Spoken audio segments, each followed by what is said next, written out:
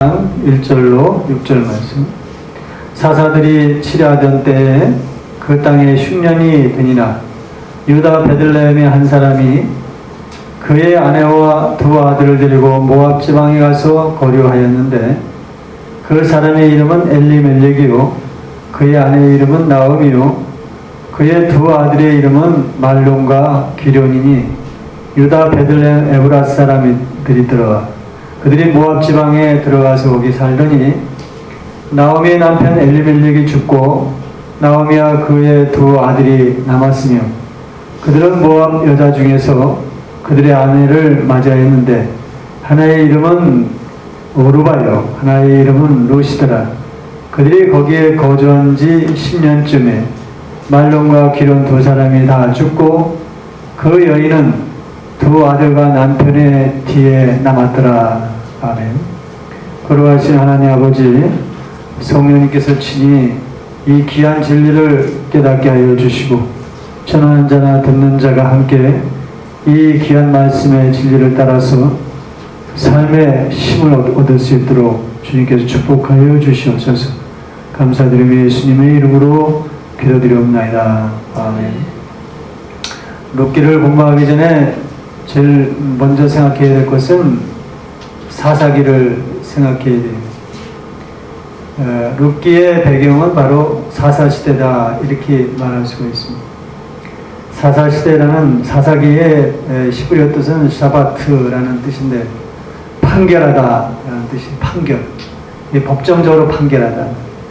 다시 얘기하면 인간은 역시 죄로 죽을 수밖에 없는 죽음에 대한 판결을 내리는 것이 바로 사사시대에 나타나는 의미라고 할 수가 있습니다. 우리가 칭의를 받을 때 칭의라는 것은 법정적인 의미죠. 법정적으로 내가 죄 가운데 있다 하더라도 나는 죄인이 아니다라는 법정적인 선언의 의미입니다. 그러나 사사시대에 나타난 인간의 모습은 법정적으로 죄인이라, 멸망할 수밖에 없는 죄인이라, 이거를 나타내는 의미가 크다고 할 수가 있습니다. 그래서 이 법정적인 선언, 인간은 영원히 멸망할 수밖에 없다라는 그 실체를 여실히 드러낸 것이 사사시대에 담겨있는 내용이라고 할 수가 있어요. 그래서 하나님의 말씀을 떠난 삶은 곧 비극이고 죽음이다. 그런 가운데서 하나님의 긍휼과 용서가 얼마나 큰가를 다시 한번 또 드러낸 것이 사사시대라고 할 수가 있어요. 대개 누구보다도 험악한 삶을 살아온 사람들이 있다면 우리는 인생을 드라마틱하게 살았다라고 표현을 하고 있습니다. 그만큼 그의 파란만장한 삶이 사람들에게 교훈을 주고 여하튼 간에 좋건 싫건 간에 교훈을 주고 위로를 주고 용기를 심어주기 때문일 것입니다. 오늘 우리가 맞이하는 룻기 서장에서 그런 느낌을 우리는 충분히 받을 수가 있습니다. 룻기는 사사시대를 마감하는 마지막 결론부에 해당됩니다. BC 1100년경 하나님은 사사시대에 나타난 인간의 죄상과 하나님의 긍휼과 구원의 메시지를 행복하고 단란했던 한 가정의 험악한 삶과 또 몰락을 통해서 우리에게 보여주고 있습니다. 그래서 성경 66권 중에서 룻기는 삼위 하나님의 구성 역사를 아주 짧고 선명하게 설명된 대표적인 책이라고 할 수가 있습니다.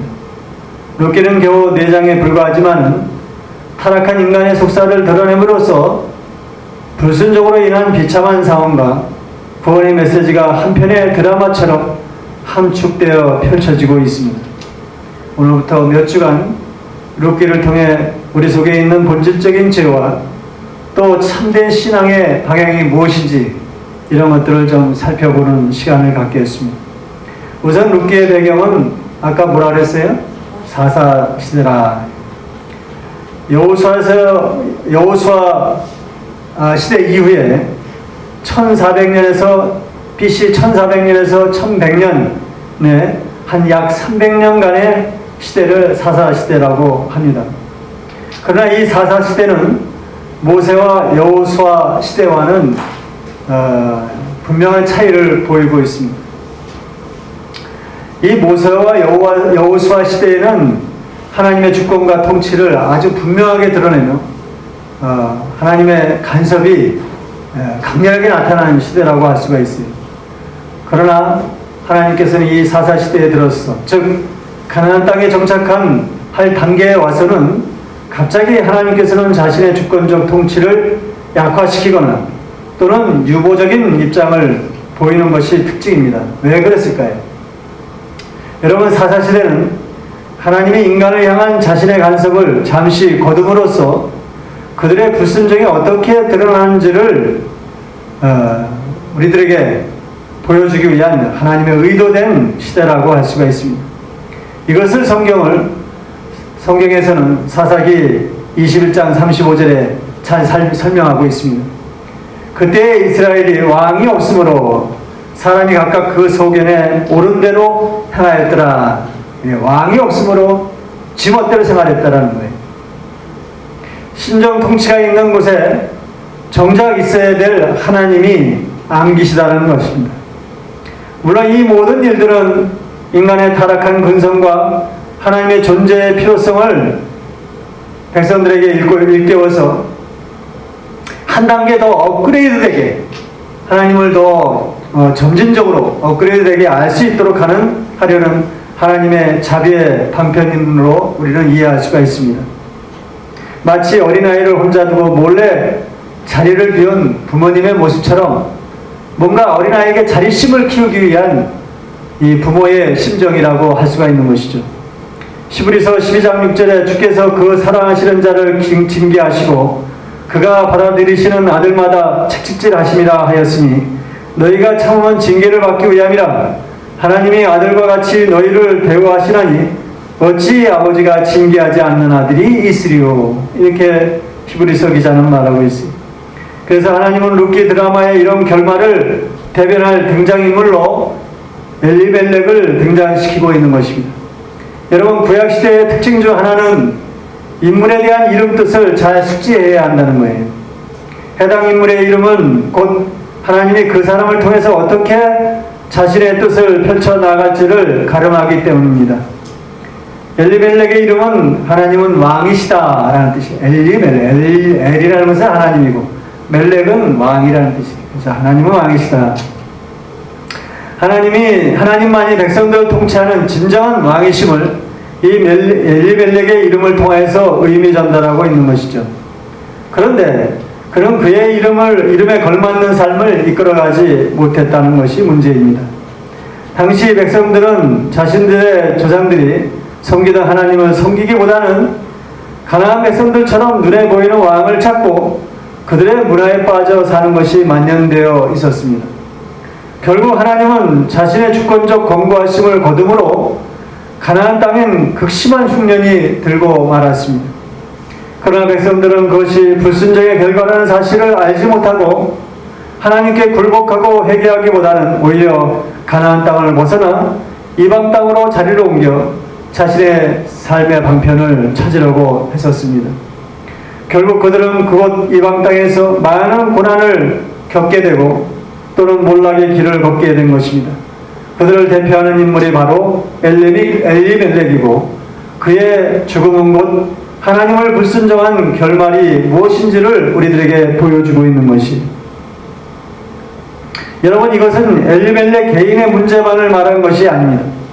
보다 본질적인 문제, 곧 하나님만을 자신의 왕으로 섬겨야 할 인간이 하나님을 떠났을 때 어떻게 될 것인가 찾아올 저주를 말하고 있는 것입니다. 하나님을 믿는 자라면 최소한 우리에게 주어진 모든 환경과 조건에는 하나님의 주권과 섭리가 작용한다고 믿어야 합니다. 마찬가지로 가나안 땅에 흉년이 들었을 때 백성들은 먼저 뭔가 하나님의 뜻이 작용하고 있구나 라는 것을 먼저 생각해야 된다는 거예요. 그것을 생각하고 회개의 자리로 들어와야 한다는 것입니다. 성경에서 가나안 땅은 어떤 땅이라고 했습니까? 신명기 11장 11절로 12절에 가나안 땅은 애굽 땅과 같지 아니하니 거기서는 너희가 파종한 후에 발로 물대기를 채소밭에 댄과 같이 하였거니와 너희가 건너가서 얻을 땅은 산과 골짜기가 있어서 하늘에서 내리는 비를 흡수하는 땅이요 내 하나님 여호와께서 공고하시는 땅이라. 세초부터 세말까지 내 하나님 여호와의 눈이 항상 그 위에 있느니라. 이렇게 말하고 있어요. 세초부터 세말까지, 처음부터 끝까지 하나님의 공고하신 하나님의 눈이 거기에 있단 말이에요. 그러니까 하나님의 눈에 어긋난 불순종의 길을 걸어갔을 때 하나님의 공고하심이 떠난다고 경고의 메시지를 주고 있는 것이 무엇입니까? 백성들이 차지한 이 가나안 땅은 하나님의 돌보심이 아니면 결코 풍족할 수 없다라는 것을 말하고 있는 거예요. 하나님의 돌보심은 그의 뜻을 알고 순종하는 데서 주어지는 것입니다. 이것을 영적 풍요라고 하며 이 영적 풍요가 있어야지 육적 풍요도 찾아온다라는 것을 우리는 알 수가 있습니다. 따라서 영적으로 얻어왔던 엘리멜렉은 가나안 땅에 흉년이 들자 육신의 눈에 보이는 대로만 선택해 나갔습니다. 그것이 바로 하나님이 없는 모압 땅이었지. 결국 그의 잘못된 선택으로 인해서 엘리멜렉과 그의 모든 삶은 몰락의 길을 걷고 또한 그의 기업은 무너지고 말았습니다.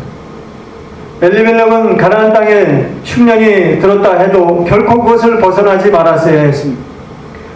주님의 건강함이 있는 땅을 벗어나는 순간 그는 자신의 파멸을 자초하는 것이기 때문입니다. 이 엘리멜렉의 불순종과 그의 기업이 무너졌다라는 사실을 보여주기 위해서 주님은 이 룻기 드라마에 또 한 사람의 등장인물을 소개하고 있습니다. 바로 두 아들입니다. 그것을 두 아들의 이름에서 고스란히 설명하고 있습니다. 말론과 기련입니다. 말론이라는 뜻은 병들다, 고통스럽다, 지워지다 라는 뜻입니다. 기련이라는 뜻은 소멸하다, 끝나다 라는 뜻이에요. 주님은 이 두 아들의 이름을 통해서 엘리멜렉의 불순종과 결말을 설명하고 있습니다. 성경에서 자식은 뭐라 했습니까? 시편 127편 3절에 자식은 여호와의 주신 기업이요 태의 열매는 그의 상급이로다. 기업은 상속적인 의미를 가지고 있습니다. 부모는 자신의 기업을 자식에게 상속을 하기 마련입니다. 이와 같이 성경에서는 자식은 매우 중요한 의미를 차지하고 있고 위치를 차지하고 있습니다. 성경에서 말하는 이 가나안 기업은 곧 천국을 나타냅니다. 한 집안에서 자식을 낳으면 신이 주신 선물이라고 이렇게 말하고 있습니다. 우리가 죄 가운데 멸망할 수밖에 없었을 때 하나님은 우리에게 예수님을 보내주셨습니다. 그리고 우리는 그와 더불어 하나님의 양자로서 하나님의 기업을 받을 상속자가 되었습니다. 즉 천국 기업을 이을 자격을 얻었다는 말입니다. 마찬가지로 엘리멜렉은 스스로 하나님의 기업을 포기한 꼴이 된 것입니다. 결국 가나안 땅에서의 기업은 상속자 말론과 기론이 죽음으로 인해서 소멸되고 말았습니다. 여러분, 불순종에 대한 결말을 가장 잘 드러낸 것이 광야 40년입니다. 그 계기가 바로 가데스 바네에서 가나안 정탐 사건이었습니다. 하나님의 약속을 믿지 못하고 육신적인 사실로만 보고 그것을 쫓아간 백성들은 가나안 땅에 들어갈 수 없었습니다. 출애굽 당시 20세 이상의 장정들은 여호수아와 갈렙 외에는 약속의 땅 가나안 땅에 들어갈 수 없었습니다. 여호수아와 갈렙은 하나님께서 주신 약속을 굳게 믿고 그들은 우리의 밥이다 라고 확신했습니다. 그리고 그 약속을 믿고 앞으로 나갔던 것이죠.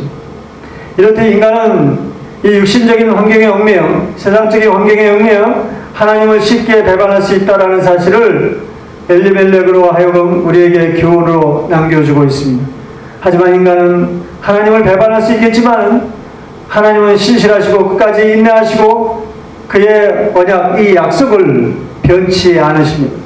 사무엘상 15장 29절에 이스라엘의 지존자는 거짓이나 변개함이 없으시니 그는 사람이 아니시므로 결코 변개하지 않으십니다. 무엇입니까? 아브라함에게 했던 가나안 땅에서의 기업과 상속이라는 자손이라는 이 언약은 아직도 버리지 아니하시고 전적으로 하나님의 주권과 섭리하에 성취하신다라는 말입니다. 따라서 하나님은 자신의 불변의 이 약속을 나타내기 위해서 또 한 사람의 등장인물을 소개하고 있습니다. 하나님의 이 언약의 영속성을 나타내고 결코 상실되지 않았음을 상기시켜주기 위해서 바로 한 인물을 소개하는데 그가 바로 나오미입니다. 나오미. 주님은 인간의 이 비극적인 참상에서 이 나오미라는 한 인물을 소개함으로 그의 언약이 결코 폐기되지 않았다라는 희망의 메시지를 보여주고자 하십니다. 나오미라는 뜻은 바로 기쁨, 유쾌하다라는 뜻이에요. 그녀는 가나안 땅을 떠나 패가 망신한 엘리멜렉의 가족 중에서 유일하게 살아남은 여인입니다. 그리고 그곳에서 얻은 두 이방 며느리가 그녀의 옆을 지키고 있습니다. 하나님이 이 세 명의 가부를 통해서 인간을 향한 자신의 자비를 드러내시기를 원하시고 있습니다. 꺼져가는 인간에 대한 희망이 이 세 과부로부터 이루어진다라는 사실을 우리는 또 다음에 확인할 수 있을 것입니다.